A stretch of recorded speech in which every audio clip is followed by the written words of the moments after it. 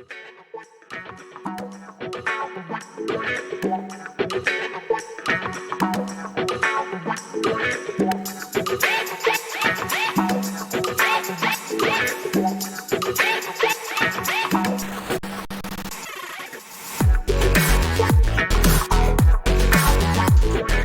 téléspectateurs de Maghreb Ivoire TV, bienvenue sur la chaîne la plus proche de vous. Alors pour ce premier numéro de notre émission-ci, on en parlait.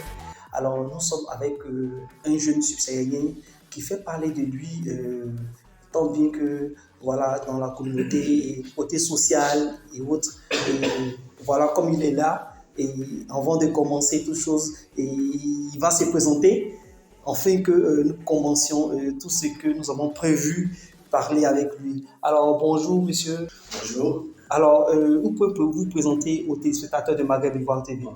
Merci d'abord. Avant de commencer, je vais dire merci à l'équipe de Maghreb Ivoire TV qui ont dédié m'inviter et me donner la parole sur leur chaîne.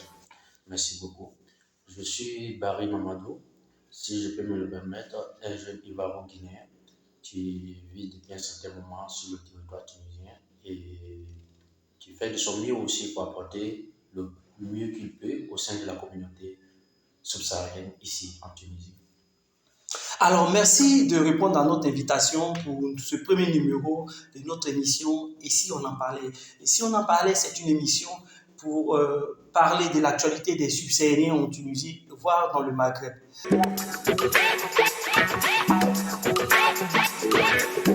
La première question, nous avons constaté beaucoup d'agressions depuis les années passées et cette année même, ça continue et ça devient de plus en plus grave. En tant que déjà subsaharien, quel est votre mot sur ces multiples agressions des subsahariens dans les quartiers populaires de Tunis? Ok, merci beaucoup. Il faut dire d'abord que les agressions n'ont jamais cessé, mais tantôt ça diminue comme ça monte. Mais qui sont les agressés? Qui sont ceux qui agressent? Déjà, sur ce volet, nous avons malheureusement des deux côtés. Nous avons des jeunes Tunisiens qui ne savent pas, qui n'ont plus de repères, qui ne savent plus rien faire, qui sont en manque de travail, en manque d'encadrement, qui s'en prennent à des populations cibles qui sont les jeunes migrants, nos soeurs, nos frères, qui sont malheureusement obligés parfois d'être dans les rues pour pouvoir suivre certaines choses. Il faut aussi noter que malheureusement, et c'est ce qui est le plus néfaste pour la communauté, il y a certains de nos frères qui se sont spécialisés dans ce genre de trucs. Et les jeunes Tunisiens viennent en appui, en imitation à ce que nous-mêmes, nous leur avons déjà appris. Ce qui est plus dangereux. Et second lieu, où je vais taper un peu, c'est qu'on a l'impression que, vu que c'est une seule population, une seule communauté qui est victime, il y a un laisser-aller au sein des autorités compétentes sur ce volet-là. Parce que aujourd'hui, quand tu vois, nous sommes dans des quartiers précaires. Moi, depuis que je suis là, ici dans des quartiers populaires. Et j'en ai vu plusieurs. Et parfois, lorsque des victimes sont des nationaux, la police rapplique un peu plus vite. Par contre, quand on parle du 31 décembre jusqu'à aujourd'hui, il y a dans un seul secteur, avec des personnes connues de tous, il n'y a pas moins de 20 agressions en pleine journée. Pourquoi? Parce que non seulement lorsqu'on appelle la police ou bien qu'on se rend à la police, rien n'est fait, rien ne sera jamais fait parce que c'est une population indésirable d'abord. Donc vous voulez dire par là donc, que la police même déjà connaît même les agresseurs? Bien sûr, bien sûr. Des policiers connaissent les agresseurs. Ce sont des récidivistes. Ils viennent parfois les arrêter. Mais c'est devenu un phénomène, je ne sais pas. C'est la routine quoi. C'est la routine. Il y a des trucs qui ne fonctionnent pas, on ne sait pas. Nous, on s'interroge parfois, est-ce qu'on ne cherche pas d'autre part à nous intimider ou bien à chercher à nous faire fuir le pays. Mais là encore, c'est un autre danger. Vous comprenez? Donc, ce phénomène-là, moi, en tout cas, personnellement, parce que je le dis toujours, je parle en toute responsabilité, c'est moi je dis, c'est pas quelqu'un qui le met dans ma bouche, et c'est en connaissance de cause je parle. Il y a une certaine forme de discrimination qui s'est installée. Je ne dis pas que l'État, dans sa forme, est discriminatoire, mais il y a des agents censés faire des travaux qui refusent de faire ces travaux-là parce que c'est une communauté indésirable qui est là. Il faut le dire. Il faut avoir le courage de le dire. Alors, c'est votre avis. Et donc, selon vous, et les autorités, les ambassades et autres, qu'est-ce qu'ils en disent? Voilà. Là, personnellement, j'ai arrêté de faire le tour des bureaux diplomatiques, des consulats et des ambassades. Pourquoi? Parce que on a eu l'impression que il y a certains de nos représentants diplomatiques, Oui. je peux me tromper, Oui. mais c'est l'impression qu'ils donnent. Et ils sont là pour simplement des relations entre nos pays d'origine et le pays d'accueil. Ces relations se résument toujours dans les partenariats, comme on appelle, concernant les entreprises et autres. Oui. Mais la communauté elle-même ne les concerne pas. Parce qu'aujourd'hui, vous allez voir avec toutes ces agressions, parce qu'on fait du bruit, on le montre. Oui. Aucune autorité diplomatique ne s'est déplacée pour aller se rendre dans un lieu, comment on appelle, Pour s'imprégner de la pour situation. s'imprégner de la situation, ou bien même aller demander des comptes aux autorités locales, parce que c'est un ciblage. On ne peut pas dire rester là et puis voir ses enfants en train de se faire malmener et rester dans sa coquille de bureaucrate. C'est impossible. C'est impossible. C'est comme, moi je dirais que comment on appelle, les responsables diplomatiques ont abandonné la communauté. Sous prétexte que parmi nous, il y a certains qui ne donnent pas une bonne image de nos pays. Mais on ne peut pas prendre une personne, à cause d'une personne, deux personnes pour coller une étiquette à toute une communauté. C'est dangereux. Okay. Merci, M. Barry. Voilà, nous allons en même temps transiter par la deuxième question.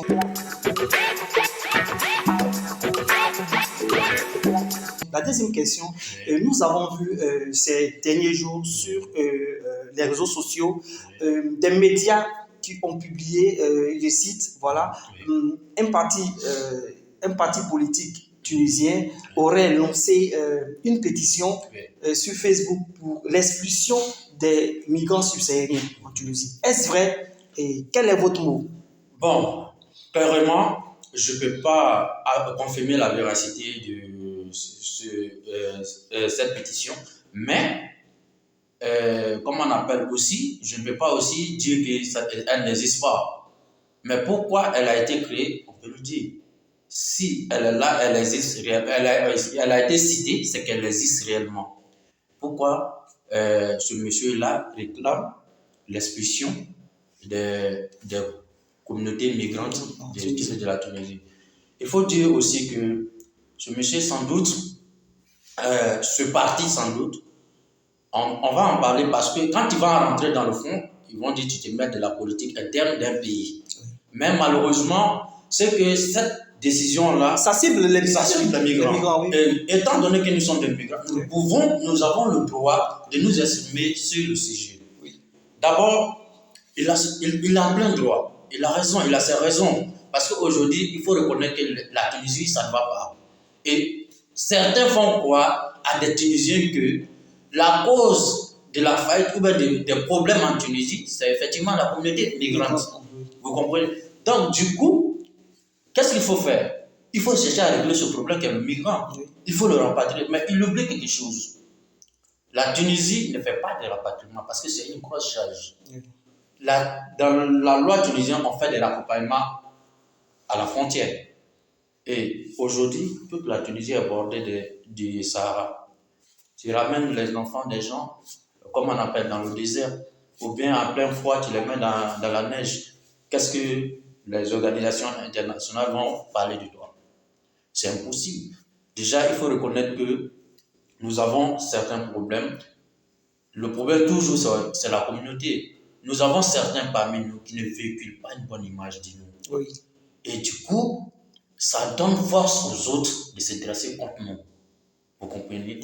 Et le fait aujourd'hui que le monsieur, moi je dis tout simplement, il a le droit, c'est un nationalisme, il aime son pays, il veut régler le problème de son pays. Mais il ne faudrait pas qu'il oublie que aussi, nous sommes des ambassadeurs de nos pays. Aujourd'hui, nous sommes ici, demain, on ne sait pas où nous serons. Certains sont venus ici aujourd'hui, ils sont des ministres, ils sont des ambassadeurs. Ils font des partenariats avec la Tunisie dans leurs pays respectifs. Demain, ça serait nous. Qu'est-ce que nous allons penser de cette communauté tunisienne-là? Déjà, il y a des personnes ici qui nous ont aidés. Ils nous ont aidés jusqu'à arriver à un certain moment. Mais malheur à nous aussi, notre image que nous véhiculons à tout moment dans les quartiers, dans les médias, ce n'est pas joli à voir. Personne n'est fier de cela. Nous avons combattu ces phénomènes-là chez nous. Et ce n'est pas chez les gens qu'on va venir les imposer aux gens. D'abord, il faut reconnaître que nous sommes d'une culture différente, qui se sont déportés dans un territoire avec leur culture différente de nôtre. Et c'est nous qui sommes les demandeurs. C'est nous qui devons venir, trouver des solutions avec eux pour qu'ils nous acceptent. Nous sommes obligés de se faire accepter. Mais pour autant, il ne faudrait pas oublier aussi que nous sommes aussi des personnes qu'on doit tenir compte de leur existence. Merci, Monsieur Barry. Voilà, voilà que c'est bien dit. Alors, prochainement, nous aurons encore d'autres invités et nous allons passer au moins 2 minutes, des questions, 10 minutes d'explication. Voilà, c'était notre premier invité sur notre émission et si on en parlait. Prochainement, voilà, la question qui va revenir, c'est que est-ce que les migrants en Tunisie, la communauté subsaharienne en Tunisie est le problème réel de la souffrance de la Tunisie.